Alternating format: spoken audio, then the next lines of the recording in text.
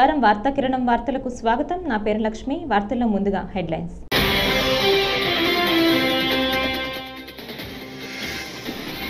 9 ఎయిర్పోర్టులలో DG యాత్ర సేవలను ప్రారంభించాం కేంద్ర మంత్రి కింజరపు రామ్మోహన్ నాయుడు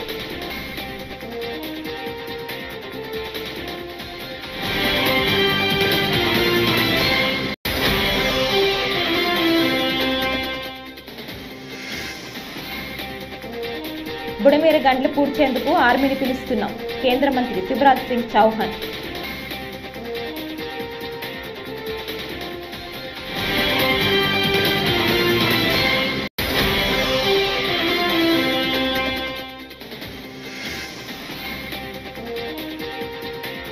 పవన్ మరో ముఖ్యమంత్రిలా వ్యవహరించాలని చూస్తున్నారు అంబటి రాంబాబు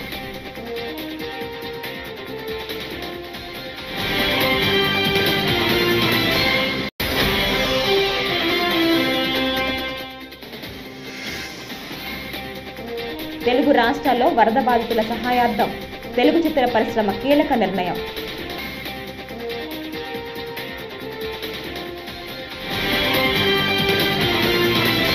ఇక డీటెయిల్స్ చూస్తే విజయవాడ వచ్చిన కేంద్ర మంత్రి శివరాజ్ సింగ్ చౌహాన్ వరద ప్రభావిత ప్రాంతాల్లో ఏరియల్ సర్వే అనంతరం ఏపీ సీఎం చంద్రబాబుతో కలిసి మీడియా సమావేశం నిర్వహించారు ఈ సందర్భంగా శివరాజ్ సింగ్ చౌహాన్ మాట్లాడుతూ బుడమేరు గంటలు పూడ్చేందుకు ఆర్మీని పిలుస్తున్నామని తెలిపారు గత ప్రభుత్వ హయాంలో బుడమేరు వద్ద ఆక్రమణలు పెరిగాయని పేర్కొన్నారు ఏపీ వరదల గురించి ప్రధాని మోదీకి వివరిస్తానని త్వరగా కేంద్ర ప్రభుత్వం సహాయం అందేలా చూస్తానని హామీ ఇచ్చారు కేంద్ర మంత్రి ఇచ్చే నివేదికను పరిశీలించాక కేంద్రం ఆర్థిక సాయం ప్రకటిస్తోందని శివరాజ్ సింగ్ చౌహాన్ వెల్లడించారు ఇటువంటి కష్ట సమయంలో రాష్ట్రానికి కేంద్రం తప్పకుండా అండగా ఉంటుందని స్పష్టం చేశారు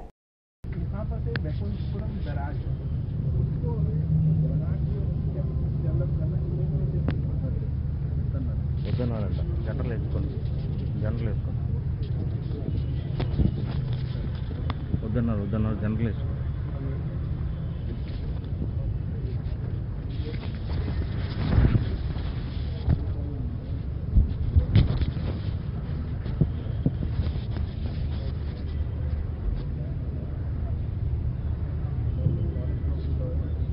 ఏదైతే ఈరోజు 11,90,000 క్యూసెక్స్ ఆఫ్ వాటర్కి ప్రకాశం బ్యారేజ్ 100 ఇయర్స్ మునుపు డిజైన్ చేశారు.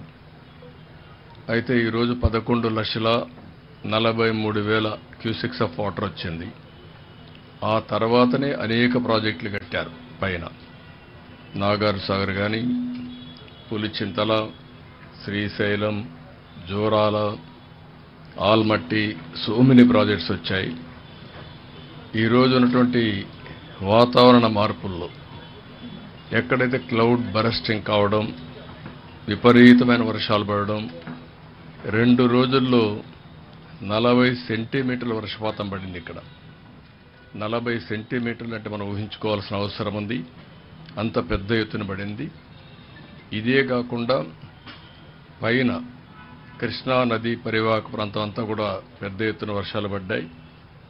ఒక పక్కన ఇక్కడికి వస్తే ఇంకొక పక్కన ఏదైతే మన బుడమేడు పెద్ద ఎత్తున నీళ్లు రావడం జరిగింది. బుడమేడు కూడా మనం చూసినప్పుడు कल जो सवाल सामने है, जैसे कि सम्मानी बाबू बता रहे थे आपको, कुछ शॉर्ट टर्म प्लानिंग करनी पड़ेगी. आज मैं विजयवाड़ा शहर में पानी में भी उतर के घूमा. हमारे स्थानीय केंद्रीय मंत्री, हमारे स्थानीय आईटी मिनिस्टर, एमएलएज, एमपीज के साथ, और मुझे इस बात का संतोष है कि प्रशासन के हर एक डिपार्टमेंट के साथ यहां के हमारे जनप्रतिनिधि काम में लगे हुए हैं. एमपीज, एमएलएज, मिनिस्टर्स, और अलग अलग वार्ड को एक एक जिम्मेदार आईएएस अफसर के हवाले किया गया है. मैंने लोगों से जाके चर्चा की तो तकलीफ तो है, 5 दिन हो गए पानी भरे हुए, लेकिन बावजूद इसके चाहे फूड पैकेट्स हो, दूध का, मिल्क का इंतजाम हो, पीने का पानी हो. ड्रोन से पहली बार सदा आंध्र प्रदेश में आपके लीडरशिप में यह प्रयोग हुआ है. ड्रोन से फूड पैकेट्स, मिल्क पैकेट्स ये ड्रॉप किए गए लोगों तक पहुंचा। దేశంలోని 9 విమానాశ్రయాల్లో డీజీ యాత్ర సేవలను వీడియో కాన్ఫరెన్స్ ద్వారా విశాఖపట్నం విమానాశ్రయంలో సివిల్ ఏవియేషన్ మంత్రి కింజరపు రామ్మోహన్ నాయుడు ప్రారంభించారు. ఈ కార్యక్రమంలో ఎంపీ శ్రీ భరత్ ఇతర నేతలు పాల్గొన్నారు. ఈ సందర్భంగా కేంద్ర మంత్రి రామ్మోహన్ నాయుడు మాట్లాడుతూ దేశంలో ఈ రోజు 9 ఎయిర్పోర్టులలో డీజీ యాత్ర సేవలు ప్రారంభించామన్నారు. దేశంలో 24 ఎయిర్పోర్టులలో డీజీ యాత్ర సేవలు అందుబాటులో ఉన్నాయన్నారు. 3 కోట్ల మంది విమాన ప్రయాణికులు డీజీ యాత్ర సేవలను వినియోగించుకున్నారన్నారు. 15 ఎయిర్పోర్ట్లో డిజి యాత్ర ఫెసిలిటీ ఉంది. 15 ఎయిర్పోర్ట్లో డిజి యాత్ర ఫెసిలిటీ తాలూకా సక్సెస్ చూసాం. 2022లో మొదలైంది డిజి యాత్ర ఫెసిలిటీ. అప్పటి నుంచి ఇప్పటి వరకు ఈ దేశంలో 3 కోట్ల మందికి పైగా ప్యాసింజర్స్ని ఈ డిజి యాత్ర ఫెసిలిటీ వాడడం జరిగింది. 54 లక్షల మంది వాళ్ళ ఫోన్లో డిజి యాత్ర యాప్ను కూడా డౌన్లోడ్ చేసుకొని ఈ సువిధాని ఈరోజు దేశం మొత్తం మీద వినియోగించుకుంటున్నారు. ఈ సక్సెస్ చూసిన తర్వాత డిజి యాత్ర ఫెసిలిటీ కేవలం 15 ఎయిర్పోర్ట్లకే కాదు, ఇంకా దీన్ని పెంపొందించాలని ఈరోజు ప్రత్యేకంగా మరొక 9 ఎయిర్పోర్ట్స్ని ఈ డిజి యాత్ర ఫెసిలిటీతో ఏర్పాటు చేస్తున్నాం, ఇంటిగ్రేట్ చేస్తున్నాం. అందులో విశాఖపట్నం ఉండడం, ఈరోజు నేను కూడా విశాఖపట్నం నుంచే ఈ యొక్క ప్రోగ్రామ్ని లాంచ్ చేయాలని మిగతా 8 ఎయిర్పోర్ట్లు కూడా వర్చువల్ కాన్ఫరెన్స్ ద్వారా కనెక్ట్ చేసి ఈ విశాఖపట్నం నుంచి కొత్తగా ఇది లాంచ్ చేయడం అనేది నాకెంతో ఆనందంగా ఉందనేది కూడా మీ అందరితో కూడా నేను పంచుకుంటున్నాను. డిజి యాత్ర ఫెసిలిటీ కోవిడ్ టైంలో ఆలోచన జరిగింది. అప్పుడు మీ అందరికీ కూడా తెలుసు, మనిషితో మనిషి ముట్టుకోవాలంటే భయపడేటటువంటి సమయంలో ఎయిర్పోర్ట్ తాలూకా ట్రావెల్లో కాంటాక్ట్లెస్ ట్రావెల్ ఏ రకంగా నిర్మూలించాలని ఆ రోజు డిజి యాత్ర యాప్ ద్వారా ఈ యొక్క ఫెసిలిటీని మనం స్టార్ట్ చేశాం. అప్పుడు మీరు డిజి యాత్ర యాప్ కానీ మీరు మొబైల్లో లాంచ్ చేసుకొని మీ బోర్డింగ్ డీటెయిల్స్, మీ Aadhaar details, ID card details ఇవన్నీ కూడా అందులో మెన్షన్ చేసుకొని ఉంచుకుంటే మీరు ఇక్కడికి ఎయిర్పోర్ట్కి వచ్చినప్పుడు గేట్ దగ్గర సిఐఎస్ఎఫ్తో మాట్లాడకుండా మీరు నేరుగా ఈ యొక్క డిజి యాత్ర గేట్ ద్వారానే మీ ఫోన్లో ఉన్నటువంటి క్రెడెన్షియల్స్ చూపించి తిన్నగా లోపలికి వెళ్ళగలరు. అదే మీరు పాత పద్ధతిలో వెళ్తే సుమారు మీకు నిమిషం. వైసీపీ నేత అంబటి రాంబాబు ఇవాళ మీడియా సమావేశం నిర్వహించి కూటమి ప్రభుత్వ పెద్దలపై విమర్శనాస్త్రాలు సంధించారు. ముఖ్యంగా డిప్యూటీ సీఎం పవన్ కళ్యాణ్ను టార్గెట్ చేశారు. బుడమేరు పరివాహక ప్రాంతాన్ని ఆక్రమించి నిర్మాణాలు చేపట్టారంటూ పవన్ చేసిన వ్యాఖ్యలపై అంబటి స్పందించారు. పవన్ కళ్యాణ్ మరో ముఖ్యమంత్రిలా వ్యవహరించాలని చూస్తున్నారని విమర్శించారు. బుడమేరు మొత్తం ఆక్రమించారని పవన్ అంటున్నారని, కానీ పవన్ ముందు చంద్రబాబు నివాసంపై నిర్ణయం తీసుకోవాలని అంబటి రాంబాబు పేర్కొన్నారు. కానీ మొన్న విజయవాడలో జరిగినటువంటి వరద ఎంత నష్టాన్ని కలగజేసిందంటే తీవ్రమైన నష్టాన్ని కలగజేసింది. సరే, ప్రభుత్వం ఏదో 9 మందో 10 మందో 20 మందో చనిపోయారని చెప్తున్నా, సుమారుగా 47 మంది ఇప్పటి వరకు మనకు అందుతున్నటువంటి సమాచారం. ఇంకా అనేక డెడ్ బాడీస్ బయటపడుతున్నాయి. అది వందల సంఖ్యకు చేరిన ఆశ్చర్యపడవలసినటువంటి అవసరం లేని విధంగా ఇవాళ పరిస్థితి చాలా దారుణంగా ఉంది. ఈ దారుణమైన పరిస్థితికి కారణం ప్రకృతి ప్రకోపించటం మాత్రమే కాదు, సమర్థవంతంగా ప్రభుత్వం సరైన సమయంలో యాక్ట్ చేయకపోవడం కూడా దీనికి దోహదపడి ప్రమాదం మరింత తీవ్ర స్థాయికి చేరడం. విజయవాడ ఫస్ట్ ఫ్లోర్, కొన్ని ప్రాంతాల్లో ఫస్ట్ ఫ్లోర్ వరకు మునిగిపోవడం, ఆ ఫస్ట్ ఫ్లోర్లో కొంతమంది ఉన్న వారు మరణించటం, ఆ డెడ్ బాడీస్ ఇప్పుడు బయటపడటం జరుగుతూ ఉన్నది, ఆసుపత్రులకు చేరుతూ ఉన్నాయి. బహుశా విజయవాడలో ఇంత పెద్ద ఎత్తున వరద రావడం, ఇంతమంది చనిపోవడం ఈ మధ్యకాలంలో ఎప్పుడు లేదు. దీనికి కారణం చంద్రబాబు నాయుడు గారు చెప్పేది ఏంటంటే, ప్రస్తుత ముఖ్యమంత్రి గారు జగన్మోహన్ రెడ్డి గారి వల్ల ఇదంతా జరిగింది అనేటువంటి మాట మాట్లాడుతున్నారు.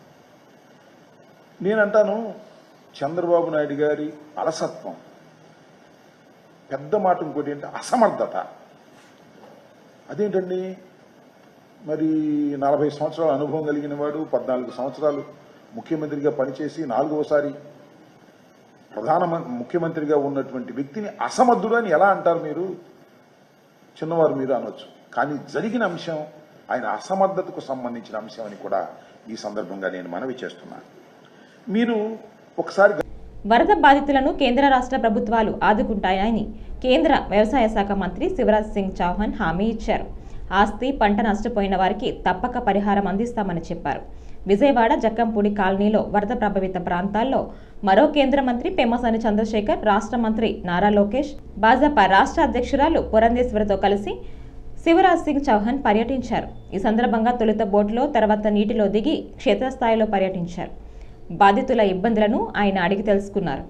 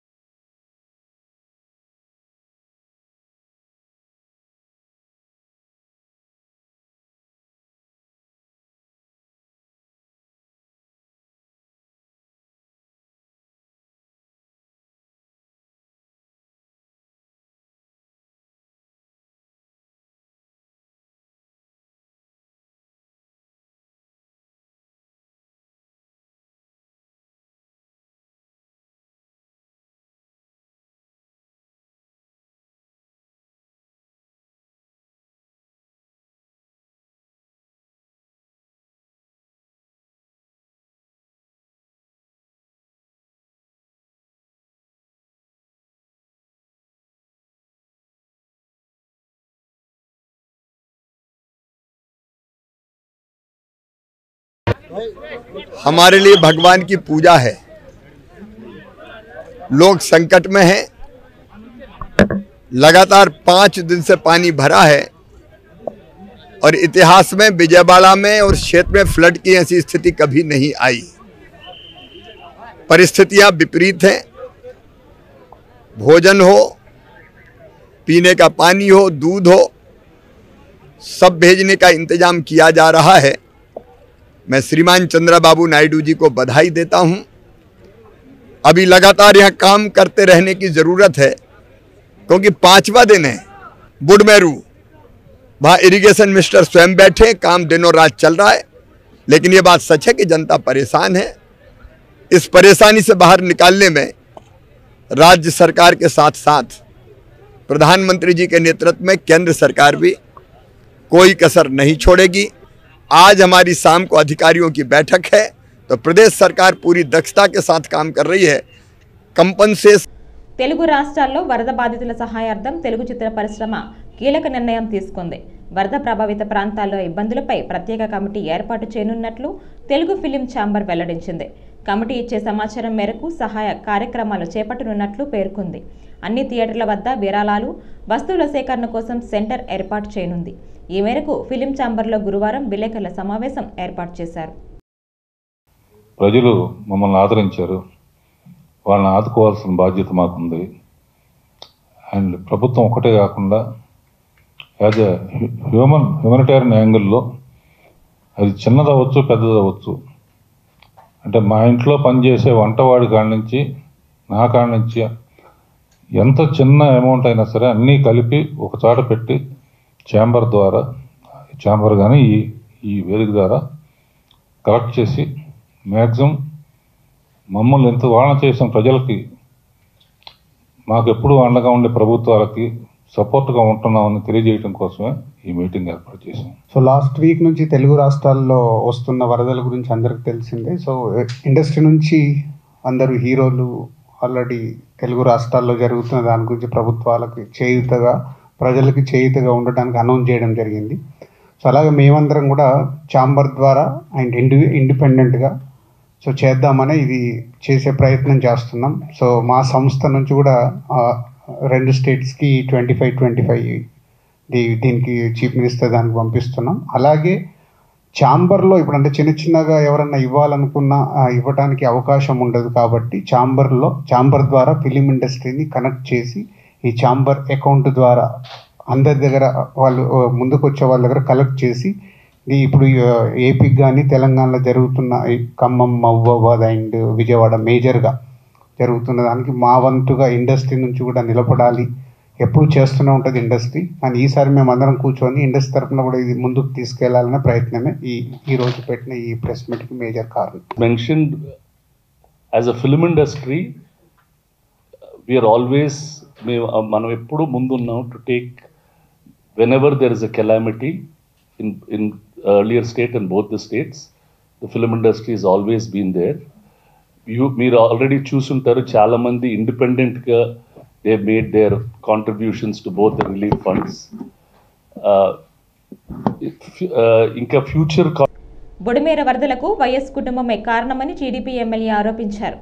వైఎస్ రాజారెడ్డి బియ్యంకుడు వల్లే బుడమేరు డైవర్షన్ ప్రాజెక్టు ఆగిపోయిందని విమర్శించారు. ఎమ్మెల్యే కొలుకుపూడి శ్రీనివాసరావు నాడు ఆ ప్రాజెక్టు కట్టి ఉంటే నేడు బుడమేరకు ఇంత స్థాయిలో వరద వచ్చేది కాదని మండిపడ్డారు. బుడమేరు వాగు వలన చాలా మంది నిరాశ్రయులైన విషయం తెలిసిందే. 1956 ఏప్రిల్ 11వ తారీఖున అప్పుడు పిసిసి అధ్యక్షుడిగా ఉన్న పార్లమెంట్ సభ్యులు అల్లూరి సత్యనారాయణరాజు గారు దీనికి శంకుస్థాపన చేశారు. Budameru diversion project.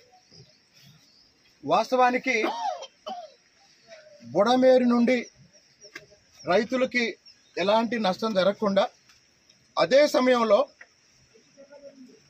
మెట్ట కృష్ణా ప్రాంతంలో అంటే పశ్చిమ కృష్ణా జిల్లాలో ప్రధానంగా జగ్గైపేట, నందిగామ, తిరువూరు, నూజివీడు,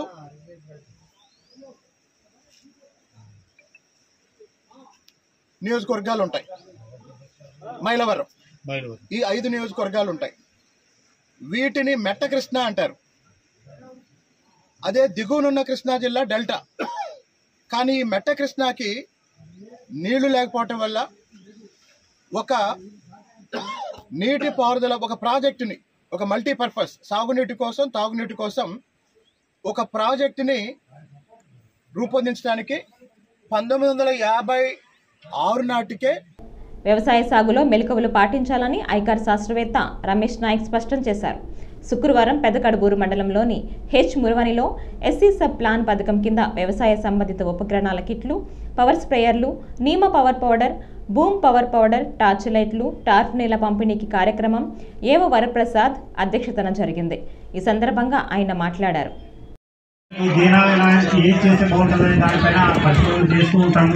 చేసే శాస్త్రవేత్తలకి శిక్షణ ఇస్తూ ఉంటాం మేము. ముఖ్యంగా ఏంటంటే మాది శిక్షణ కార్యక్రమం. మన అకాడమీ అంటాం.